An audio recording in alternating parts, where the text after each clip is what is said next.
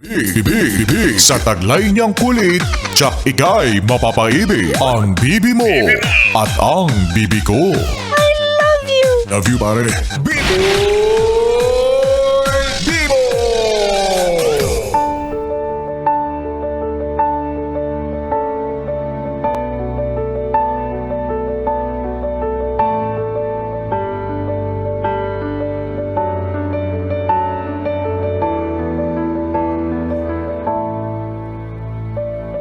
Gandang gabi, ako'y nagbabalik, DJ B-Boy Bibo para sa ating tuloy-tuloy na BB Time tungkol sa usaping pera ninyong magjowa or mag-asawa. Sa panahon ngayon mga yes pre, na kayo rin bang magjowa yung tipo na nag-aagawan sa babayaran tuwing may date kayong dalawa? Yung tipong, ay hindi ako na magbabayad. Alam mo, ako na. Sige na, ako na to. Di ba ikaw last time? Oh, ay, sarap sa ears. Kapag ganyan, di ba? Parang, sige na nga, ikaw na nga. Pero ang totoo, siya naman talaga gusto mo magbayad. Pakipot ka lang kanyari, di ba? Para hindi ka mukhang kuripot, di ba? Or kayo yung traditional na magjowa na kung sino yung lalaki, siya yung dapat magbabayad. Ay, may ganun pa pala. Paano kung same-sex couple kayo? 'Di ba? Advantage 'yon minsan, 'di ba? O di ang fair noon, 'di ba? Kasi parehas kayo ng gender, walang lalaki, walang babae. O sino magbabayad? O edi ambagan na lang tayong dalawa para mas fair. Oh, ayun yung mga perks of being in a same-sex relationship. Well, yung iba naman din kasi sa atin, choice naman talaga yan, 'di ba? Choice nyo yan. Sa inyo nakadepende yan kung ano yung magiging setup ninyo, ano yung magiging agreement ninyo every time na lumalabas kayo at kinakailangan yung maglustay ng kaperahan, 'di ba? Pero minsan kasi lalo na kapag bago pa or medyo kakasimula nyo lang, kakakilanlan nyo pa lang sa isa't isa. Syempre, hindi pa naman natin totally alam or kilala yung galawan ng taong yan, 'di ba? Hindi mo alam kung kuripot ba siya, galante ba siya, o gusto niya hati kayong dalawa, 'di ba? Kaya kapag bago pa, usually ang nangyayari, medyo nakakahiyang i-discuss, nakakahiyang i-open up yung ganitong klase ng topic, 'di ba? Nakakahiyang sabihin na ganito tayo kapag maglalabas tayo ng pera o kaya pag magde-date tayo, dapat ganito yung setup natin, 'di ba? Kasi nakakahiya nga naman din talaga. Nagmumukha kang pera lalo eh. Well, yung ganitong klase ng deal, 'di ba, na kung sino yung madalas gagastos. Well, parehas naman talaga kayong mapapagastos kapag ganyan, 'di ba? Sino bang hindi gumagastos na jumowa? Sarap naman nun. Sino yan? Pakilala mo sa akin. At the end of the day, mapapagastos at mapapagastos pa rin kayong dalawa. Pero ang pinagkaiba kasi dito is kung sino yung mas. 'Di ba? Kung sino yung mas maglalabas ng pera, kung sino yung mas malaki yung kita, ganyan, 'di ba? Well, in fairness naman din sa generation ngayon, wala na masyado yung traditional na pinapa-shoulder halos lahat dun sa lalaki. Kasi kawawa naman kami, grabe naman kayo. Kung kami ang lahat magbabayad niyan, ano, kami lang ba yung kakain? Kami lang ba yung makikipag-date sa sarili namin? Kami lang ba yung may trabaho? Gumastos din kayo, grabe naman yan. Well, yung iba naman kasi din, nakadepende kung sino yung nagyaya. 'Di ba? Kung sino yung nagyaya, kung magyaya sa akin, nananahimik ako sa bahay, wala akong pera, nananahimik ako, tapos gagalaw-galawin mo yung ipon ko, balang ikaw gumastos. O, 'di ba? Pwede rin yung ganon. Pero, in fairness with other girls nowadays, 'di ba? They sometimes offer na rin to pay for the bills. 'Di ba? Ang sarap sa ears noon. Minsan, 'di ba, yung makikita mo magjowa, nag-aagawan kung sino magbabayad ng bills, kung sino yung magsisettle. And most of the time pa nga yung mga kababaihan sa ngayon, sa panahon ngayon ay they insist, 'di ba? Nagagalit sila kapag hindi sila hinayaan ng boyfriend nila na sila yung magbayad or at least mag-ambag man lang doon sa naging gastos ninyo. Or yung iba naman, ang technique is salitan, 'di ba? Alternate system. Ikaw gumastos last monthsary, sige ako sa anniversary. Pero parang mas lugi yung anniversary. Parang mas magastos yung anniversary kasi pag anniversary, 'di ba, may tarpaulin? Pag anniversary, cake lang yun eh. Tsaka kartolina, daya. Dapat ambagan pag anniversary. Which is, 'di ba, very practical kung iisipin. Practical and fair nga naman.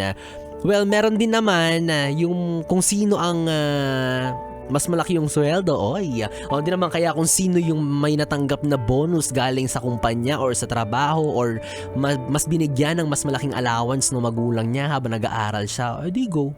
Diba? Walang problema dyan for as long as na pag-uusapan ninyong dalawa ng maayos. Diba? Hindi nyo pag-aawayan. At saka hindi kayo yung tipo na magjowa na, uy, di ba nagambagan tayo? Kulang ka ng piso. Akin yung piso, mamaya bigay mo sa akin yun ha. Diba? Yung halos hindi makatulog dahil sa nautang or kulang nung jowa niya nung nag-ambagan silang dalawa. Pero ang reality kasi dito, ang reality ng buhay ng may isang karelasyon, hindi naman kayo mananatili sa ganyang sitwasyon. Darating at darating yung punto sa buhay nyo, lalo na kapag pinili nyo ng maging asawa na mas dadami at mas bibigat yung mga gastusin nyo. Especially kapag naging mag-asawa na kayo, di ba? Magkasama na kayo sa bahay, hati na kayo sa bills, hati na kayo sa mga gastusin for the food, for other necessities. And especially kapag nagkaanak na kayo.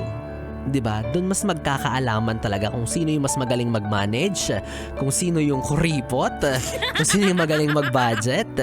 Kaya naman hindi titigil ang gastusin ninyong magjowa diyan lang sa bills ng date, 'di ba? Sa pamasahe ninyo papunta ng mga pinapasyalan ninyo, sa expenses na ginagastos niyo sa mga props and cakes kapag monthsary.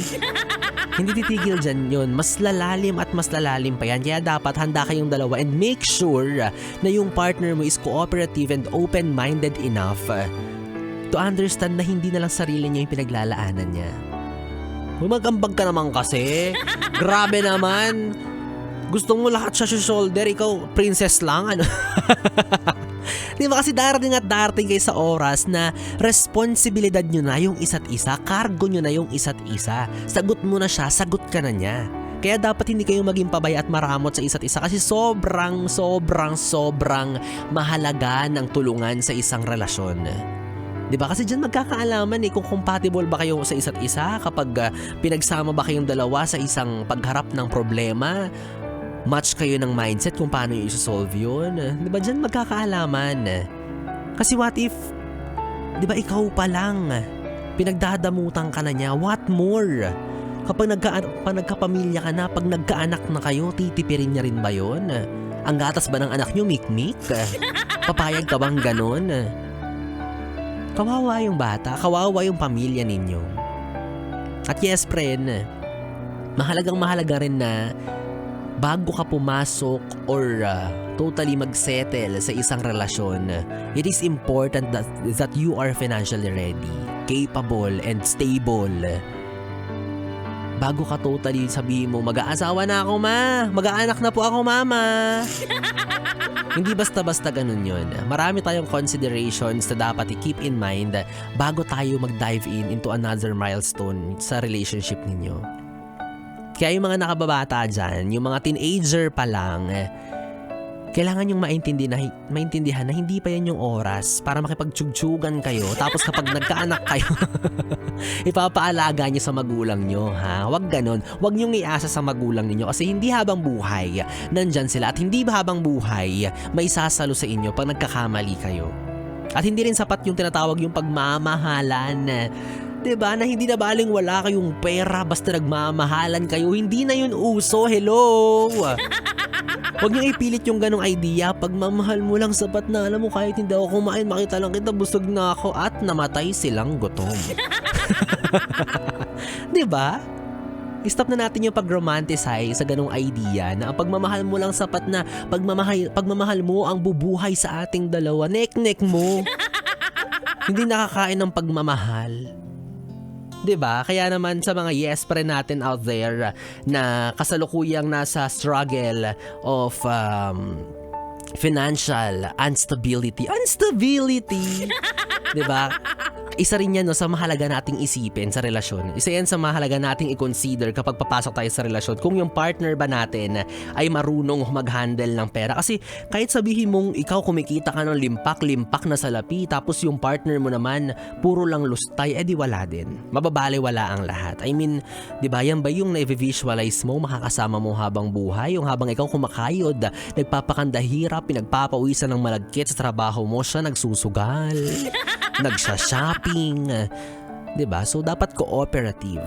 And ito pang isang advice for you guys, dapat wag kayong makampante kapag yung partner nyo malaki yung kinikita tapos kayo wala lang, Disney princess lang sa bahay, ganyan. Huwag kayong makampante sa ganon kasi there are many cases na sa sobrang nag-rely sila doon sa partner nila na mapera, nung iniwan sila, naiwan silang nga. 'Di ba? Parang sabi nila, shit, saan ako kukuha ng pera ngayon? Iniwan niya ako. Yan ang sinasabi ko sa'yo. Kung yung ginugugol mo sa pag-mobile legends mo dyan, pag si COD mo, pag papaganda mo dyan out there, wala ka namang kinikita. Kung ginugol mo yan sa paghahanap ng pera at pagkakakitaan, 'di ba? Para kahit papaano, kahit iwanan ka ng taong yan, kahit iwanan ka ng taong inaasahan mo, meron kang madudukot, kaya mong tumayo sa sarili mong paa kasi may pera ka. 'Di ba? Ganda mo na, may pera ka pa. Wow. 'Di ba? Kaya po mga Yesper, dapat gawin niyo ang inspirasyon ng isa't isa para magkaroon pa kayo ng maraming pera, tapos super duper sabay kayong magpayaman. Yan, 'di ba? Sobrang sarap sa pakiramdam yung sabay kayong umaangat ng partner mo. 'Di ba? Tapos kapag mayaman na kayo, wag niyo naman akong kalimutan. It's me, Biboy Bibo. Ako yung nag-advise sa inyo na magganyan kayo. Na magkaroon kayo ng financial stability. Ako to, huwag niyo naman kalimutan, balikan niyo naman ako dito. Nang hingi pa ng pera, nakakainis. Well anyways, yes friend, 3 oras na BB time na naman ang ating pinagsamahan. Nakapiling mo ang BB mo sa radyo. Magkasama at magkarinigan tayo muli bukas kasama si Biboy Bibo. Dito pa rin at dito ka lang sa istasyong No Problem, ang 101.1 Yes FM. Good night, BB. Mwah mwah. 101.1 Yes FM.